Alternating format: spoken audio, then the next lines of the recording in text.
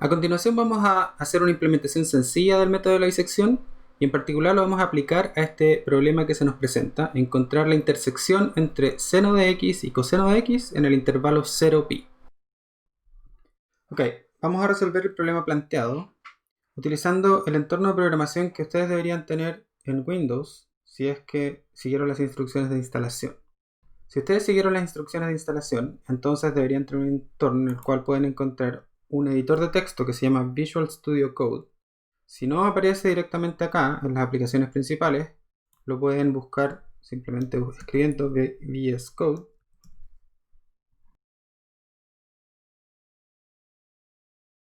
Y deberían encontrar algo como esto. Y lo primero que vamos a querer hacer es abrir una carpeta donde vamos a ubicar nuestros códigos. Para eso necesitamos abrir una carpeta. Si esto no lo encuentran directamente acá, lo que pueden hacer es ir a Archivo, Abrir carpeta. Y lo que voy a hacer es ir a mi escritorio y dentro del escritorio crear una nueva carpeta. Le voy a llamar bisección. Voy a abrir esa carpeta y entonces el editor de texto se encuentra ahora dentro de la carpeta bisección, como pueden ver acá.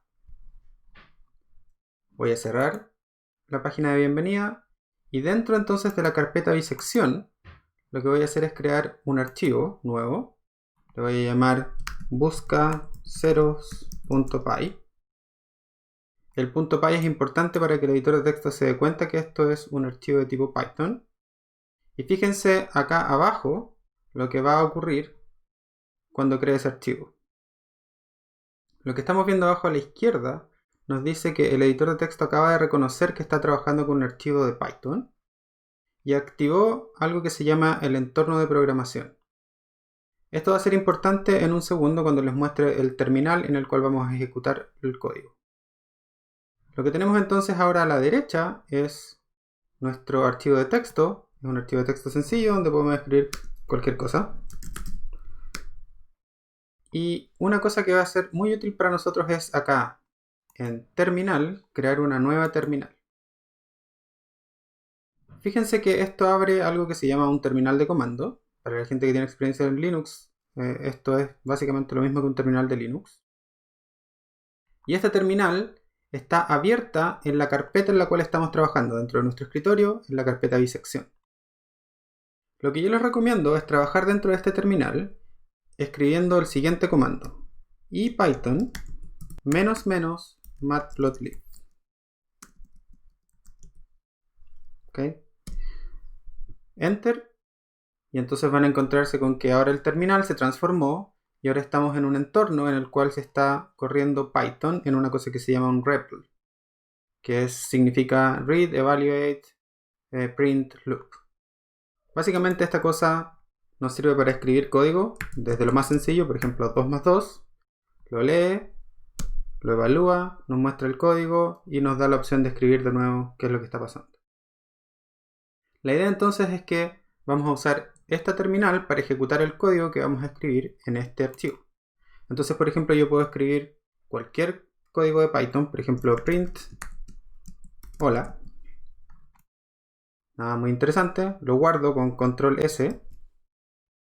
Y ahora voy al terminal y puedo escribir run el nombre de mi archivo que se llama buscaceros.py. Y cuando lo ejecute, vemos que dice hola tal como nuestro script. Por ahora vamos a mantener esta carpeta, esta terminal cerrada, con la cruz de acá arriba. Eso no la mató. Si nosotros vamos ahora a terminal acá arriba, perdona, view, podemos ver que nuestro terminal se puede abrir de nuevo con este control y el backtick. Y aparece exactamente tal y como estaba. Así que cuando la cerramos de acá, lo único que estamos haciendo es hacerla desaparecer por un rato de la vista. Entonces, ahora en este archivo de texto vamos a escribir un script, un programa, en el cual vamos a resolver la pregunta que se nos plantea: ¿en qué lugar seno y coseno se cruzan? Lo primero que es recomendable en un archivo de Python es escribir una pequeña nota que nos diga qué es lo que hace este documento. Para eso existe algo que se llama un docstring, que se escribe al principio del archivo, o en realidad en cualquier lugar del archivo, entre comillas. entre 3 comillas, ¿ok? Entonces 3 comillas al principio, 3 comillas al final, y todo lo que está entre medio es un comentario de Python, ¿ok? No es código válido, es solamente un texto que sirve como referencia para quien lea el código. Entonces acá tenemos que describir qué es lo que vamos a hacer. Entonces este es un script que busca el punto de intersección entre seno y coseno en el intervalo 0pi, y lo vamos a hacer usando el método de la bisección. Se pueden dar cuenta que esta línea quedó muy larga y por lo tanto no puedo ver lo que pasó al principio. Es por eso que en Python y en realidad en casi todos los lenguajes de programación se sugiere un largo máximo de la línea. Y este editor de texto nos ayuda mostrándonos acá abajo la columna en la cual estamos trabajando. Yo en este momento estoy en el último elemento de la columna, estoy en la columna 120, y si me devuelvo entonces podemos ver que aparezco en distintas columnas. Y el largo recomendado de una línea en Python es de 72 caracteres. Entonces puedo ir por acá y buscar más o menos dónde están los 72 caracteres. Perdón, 79 caracteres. Entonces están más o menos por acá. Entonces en realidad si corto el string en intervalo, me encuentro con que tengo un largo decente de línea. Esto se puede hacer automático también, pero no los voy a complicar con eso por ahora. Esto que está acá es el explorador y por ahora en realidad no nos sirve. Así que podemos ir acá y cerrar el explorador y trabajar solo con el archivo de texto. Ok, ya tenemos una descripción de qué es lo que vamos a hacer. ¿Qué es lo siguiente? Bueno, lo primero recomendable es hacer una visualización del problema a resolver. Lo que queremos resolver es en qué lugar seno y coseno se intersectan. Entonces, lo primero que yo recomendaría es hacer un gráfico en el cual veamos seno y coseno en el intervalo 0pi, que es donde se busca la intersección. Entonces, para eso vamos a necesitar un rango de valores del ángulo entre 0 y pi, y luego evaluar seno y coseno en ese rango y generar un gráfico. Si vamos a usar un gráfico, entonces probablemente podríamos usar matplotlib, así que vamos a partir importando import matplotlib.pyplot as plt.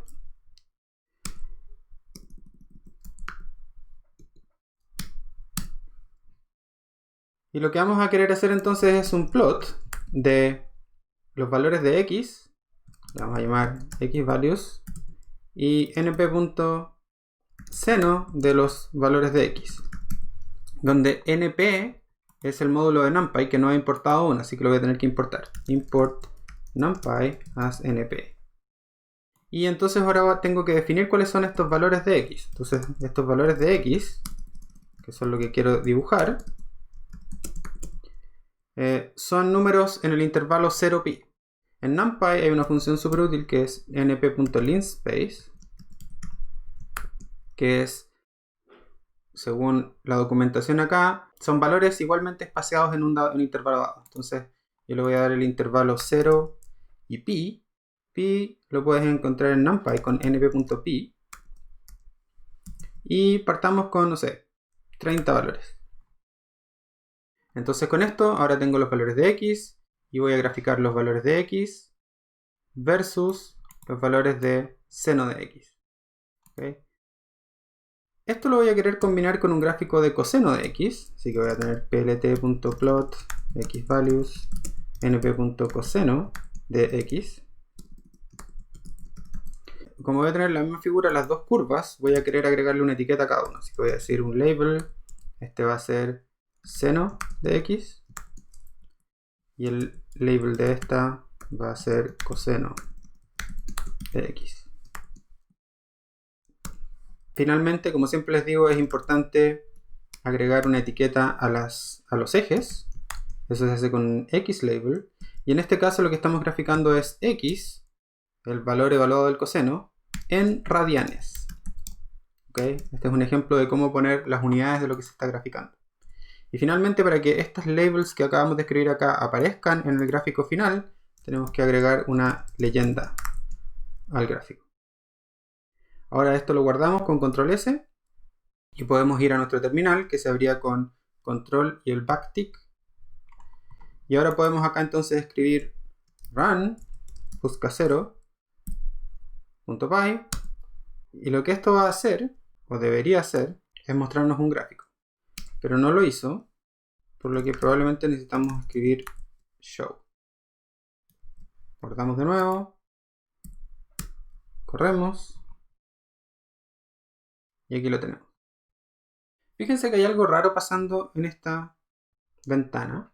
Ciertamente lo que estamos viendo es una línea para seno y la otra para coseno, pero dice que hay más versiones de seno y coseno. De hecho, si corremos esta cosa de nuevo, miramos el gráfico, aparecieron más versiones de seno y coseno. Lo que pasa es que esta ventana de nuestro gráfico lo que hace es mostrar lo que se grafica, pero le va agregando cosas, a menos que uno le diga que se limpie. Así que una recomendación muy útil es siempre partir cualquier gráfico. Vamos a checar esto un poco. Es partir cualquier gráfico con el comando plt.clf, que significa clear figure, que es para limpiar la figura. Si la guardamos ahora y la volvemos a ejecutar, nuestra figura va a tener una pura línea para el seno y una pura línea para el coseno. Hablemos un poco de esta ventana que se abrió. Esta ventana es una ventana que contiene los gráficos que hacemos con Matplotlib y tiene una serie de controles acá arriba que nos permiten hacer cosas como, por ejemplo, mover el gráfico, o con una lupa inspeccionar una cierta región interesante del gráfico.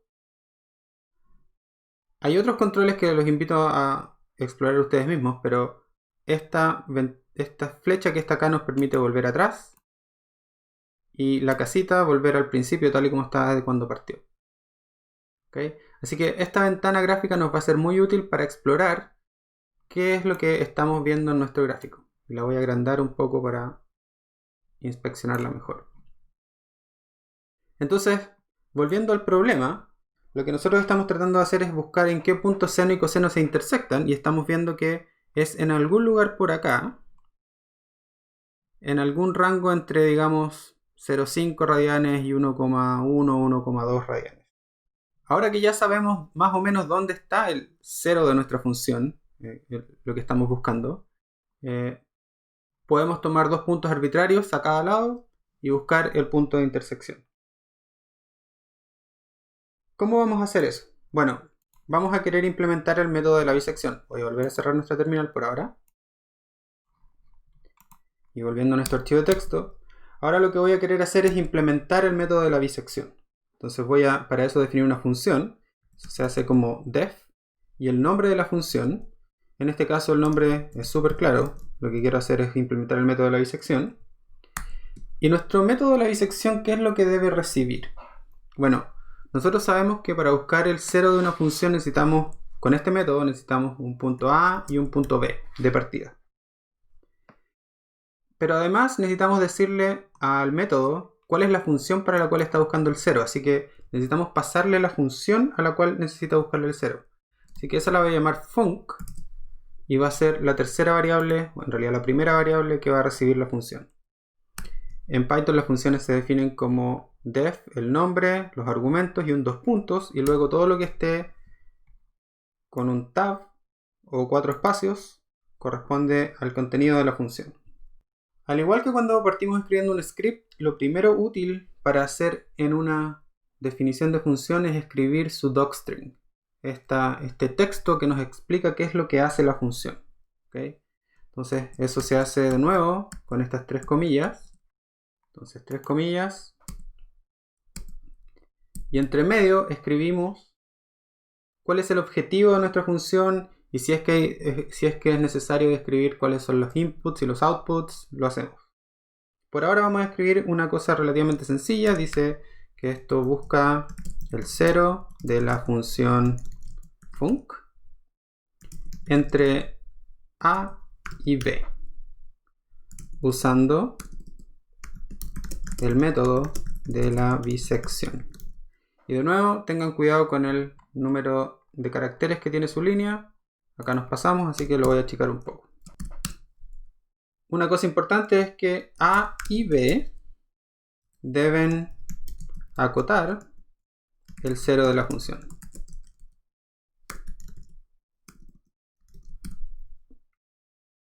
Si creen que hay algo más interesante que decir, háganlo.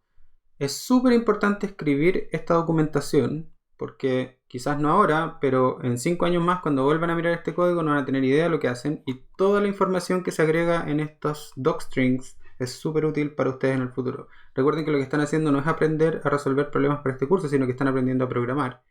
Y cuando sean investigadores o ingenieros y escriban algún tipo de función que les permita resolver uno de sus problemas y quieran volver a ella 5 años después, van a necesitar esta información. Así que en el futuro ustedes les van a dar gracias al pasado de ustedes si es que se dan la lata de escribir esta documentación. Entonces, ahora viene la implementación. ¿Cómo funciona el método de la bisección? Bueno, como vimos, lo primero que tenía que hacer el método de la bisección era, dado dos valores A y B, encontrar el punto medio de ellos, y a eso le llamaba P. Entonces voy a definir P como el punto medio entre A y B. Entonces va a ser A más B dividido por 2. ¿Qué es lo que quiero hacer ahora? Bueno, el siguiente paso es empezar a iterar. Y para eso necesito hacerme la pregunta de si el punto P quedó al lado de A o al lado de B. Y recuerden que eso lo hacíamos evaluando la función func en P y evaluando la función, por ejemplo, en A y preguntándonos si eso era mayor o menor que 0. ¿Okay? Entonces, si esta cosa es mayor que 0, entonces vamos a hacer un if. Si esta cosa es mayor que 0, recuerden que eso significaba que P y A estaban al mismo lado, y lo que hay que hacer entonces es crear un nuevo valor de A, el a n más 1, digamos, pero en realidad no necesitamos tener una a n más 1, lo único que necesitamos es actualizar el valor de A. Entonces vamos a decir que nuestro nuevo A es igual al P que acabamos de calcular. Ahora, esa era una de las posibilidades. La otra posibilidad, así que vamos a hacer un else if, el if.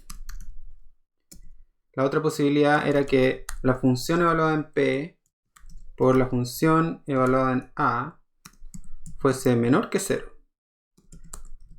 En ese caso lo que estaba pasando era que P y A estaban en lados opuestos, así que P estaba al mismo lado que B, y por lo tanto lo que hay que hacer es actualizar el valor de B y asignarle el valor de P. Y eso entonces representa una iteración de nuestro código. Lo que a nosotros nos gustaría entonces es hacer esto un montón de veces, y al final de todo esto queremos saber cuál es el valor de P. Así que queremos que esta cosa nos retorne el valor de P, que en este caso sería nuestra estimación del 0 de la función. Ahora esto lo está haciendo una sola vez, así que hagámoslo por ahora varias veces. ¿Cómo lo vamos a hacer? Hagamos por ahora un loop. For i in range, digamos, 10. Vamos a realizar esta operación hartas veces. Nos gustaría probar esto. Para probar eso vamos a tener que generar la función a la cual buscarle ceros. ¿A qué función le queremos buscar ceros? Bueno, a la función que encuentra la intersección entre seno y coseno. Entonces en realidad lo que queremos hacer es definir una función que sea seno menos coseno y retorne el valor de eso. Entonces vamos a definir una nueva función, la vamos a llamar seno menos coseno, y va a recibir algún valor x, y lo que nos va a entregar es un output, va a ser igual a np.seno de x menos np.coseno de x, y va a retornar el valor del output. En este caso noten que no escribí un docstring, pero eso es porque el nombre de la función es demasiado obvio. Siempre es mejor tener un nombre de función extenso que explique directamente qué es lo que está haciendo, en vez de tener que escribir una función súper corta. Por ejemplo, yo podría haber elegido un nombre así como smc, seno menos coseno, pero eso no le dice nada a mí mismo en 5 años más, y por lo tanto hubiese sido necesario escribir un docstring. Pero me puedo ahorrar el docstring si es que la función es suficientemente sencilla y el nombre es bien explicativo. Así que esto es algo que tienen que aprender durante el curso, escribir nombres de funciones y nombres de variables que sean suficientemente explicativos. Entonces ahora que tenemos definida nuestra función a la cual le queremos buscar el 0 y una versión inicial del algoritmo para buscar el 0, lo que vamos a hacer es encontrar el valor de el 0 utilizando nuestro algoritmo. Entonces voy a llamarle 0 usando la bisección al resultado de llamar a la función bisección evaluada en la función seno menos coseno, y partiendo con los puntos, recuerden, dijimos que esta cosa en 0,5 ya estaba a un lado y en, digamos, 1, algo estaba al otro. Así que digamos 0.5 para A y 1.2 para B. Y hagamos un print de 0 bisección para poder explorar qué es lo que resultó de esto. Guardamos, volvemos a nuestro terminal y ejecutamos. Y encontramos que el valor asociado al 0 después de 10 iteraciones, recuerden que hicimos 10 iteraciones, es 0.85. Si volvemos acá, 0.85 está por aquí. Así que nuestra estimación no es la mejor, pero está más cerca que 0,5 y 1. Probablemente lo que ocurrió es que necesitábamos iterar más veces. ¿Okay? Ahora, nos gustaría ver directamente en el gráfico dónde está la intersección. Así que una cosa que vamos a hacer inmediatamente es volver a nuestro código y lo vamos a editar para que al gráfico se le agregue una línea vertical en la posición del 0 que acabamos de encontrar. Para eso vamos a tener que mover este show final. Lo vamos a cortar y lo vamos a poner al final del código. Y antes de eso entonces vamos a hacer una línea vertical. Y eso se hace con plt.ax v corta de vertical line. ¿En qué posición? En el 0 de la bisección. Guardamos, volvemos al terminal, ejecutamos. Y ahora entonces podemos ver la línea vertical que representa el 0 de la bisección.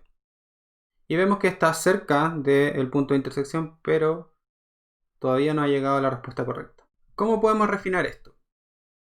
Bueno, la primera idea es simplemente hacer más iteraciones. Entonces, digamos, hacemos 100 iteraciones. Guardamos, volvemos, ejecutamos y miramos qué es lo que pasó. No parece muy buena la resolución. ¿Qué es lo que puede estar pasando? Bueno, hay hartas cosas que pueden estar pasando y una de ellas no es tan obvia. Lo que estamos graficando acá es seno y coseno, pero con solo 30 puntos. Así que es posible que la forma de las curvas naranja y azul no sea la más óptima. Para arreglar eso, tenemos que darle más puntos a los valores x. Entonces, digamos que le damos, no sé, 200 puntos en vez de 30. Si guardamos eso y volvemos a evaluar, nos encontramos con que ese no era el problema. Lo que pasa es que cometimos un error en nuestra iteración. Nuestra iteración lo que hace es cambiar el valor de A o de B dependiendo de dónde esté P, pero no vuelve a evaluar el valor de P. Así que lo que nos faltó hacer aquí al final fue decir que ahora el nuevo P tiene que ser A igual a A más B dividido por 2. Y ahora sí, esta cosa debiese iterar más veces. Cuando lo corremos, vemos que nuestra estimación del 0 cambió. Y volvemos al gráfico y vemos que se parece un montón. Si nos acercamos un poco, podemos empezar a ver que si bien esta cosa se parece bastante, en algún momento estas dos cosas no son iguales. ¿Ok? Ahora, ¿en qué momento? Estamos acá en 10 a la menos 7, así que estamos bastante cerca del 0, pero no llegamos idénticamente al punto en el cual se cruzan. Y eso en realidad es esperable. lo que estamos haciendo es iterar un montón de veces para acercarnos al 0 de esta forma en la que vamos saltando de un lado para otro, acercándonos. Pero si hago más iteraciones voy a estar más cerca. Pero la pregunta es, ok, pero ¿cuántas iteraciones son razonables? ¿Okay? O sea, aquí viene una de las siguientes lecciones importantes del curso, y es que siempre estos algoritmos iterativos que van mejorando la solución a medida que avanzan, necesitan una tolerancia para detenerse. Uno necesita indicarles en qué momento parar. ¿Cómo definir esa tolerancia? Bueno, partamos por dar una variable acá que se llama tolerancia. Digamos que esta tolerancia va a ser 10 a la menos 4, por ejemplo. Okay. Lo que queremos entonces es acercarnos al 0 en a lo menos 4 decimales. Para eso entonces nosotros necesitamos hacer una iteración que no sea un for con un número arbitrario, sino que sea una iteración que se detenga cuando hayamos alcanzado esa tolerancia. Entonces lo que vamos a hacer es cambiar este for por un nuevo tipo de iteración que va a ser un while. Y la idea entonces es que este while va a seguir corriendo mientras la tolerancia no haya sido alcanzada. Una forma de definir esta tolerancia, que en este caso se llama una tolerancia absoluta, y después vamos a hablar de una tolerancia relativa, es que lo que tiene que ocurrir es que al evaluar la función en el punto P, esta cosa tiene que estar cerca del 0. ¿Qué tan cerca? Bueno, así de cerca. Si no está así de cerca, es decir, si esta cosa es mayor que mi tolerancia absoluta, entonces hay que seguir iterando. ¿Okay? Un problema con esto es que a veces esta cosa va a ser positiva y a veces negativa, así que esto podría detenerse en cualquier momento. Necesitamos asegurarnos de que estamos calculando esto en valor absoluto. Así que le agregamos fabs. Y una cosa que nos gustaría saber es cuántas veces iteró. Entonces una cosa que podemos hacer acá es poner un counter que parte en 1 porque ya hicimos un cálculo. Y cada vez que esta cosa evalúa un nuevo P, aumenta el counter en 1. Con este nuevo algoritmo que ahora tiene una tolerancia, podemos volver a ejecutar esto. Volvemos a nuestro terminal. Ejecutamos. Y nos encontramos con más o menos el mismo 0 que teníamos antes, pero no es idéntico. Se detuvo en algún momento antes. Y cuando volvemos al gráfico vemos que estamos suficientemente cerca. Pero de nuevo, en algún lugar, esta cosa se separa de la solución que estamos viendo en este gráfico. Si nosotros pidiéramos una tolerancia todavía mayor, digamos tolerancia 10 a la menos 6, ahora esto que acabo de hacer acá es darle una variable, un argumento con un valor por defecto de 10 a la menos 4. Pero ese valor por defecto, después cuando yo llamo la función, noten que acá yo no le agregué el valor, por lo tanto está usando el por defecto de 10 a la menos 4. Pero yo puedo ponerle ahora, forzarlo a que esta cosa sea 10 a la menos, digamos, 6. Si lo guardo y lo ejecuto de nuevo, puedo ver que de nuevo mi estimación ha cambiado y ahora es distinta y probablemente mejor que la anterior, en términos al menos de la tolerancia absoluta que definimos. Una cosa que me gustaría ver en esta cosa es cuántas veces iteró. Entonces me gustaría que antes de que me entregue P, esta cosa me dijera, por ejemplo, print el número de iteraciones y me dijera cuál es el valor del counter. Eso se puede hacer de esta forma en Python.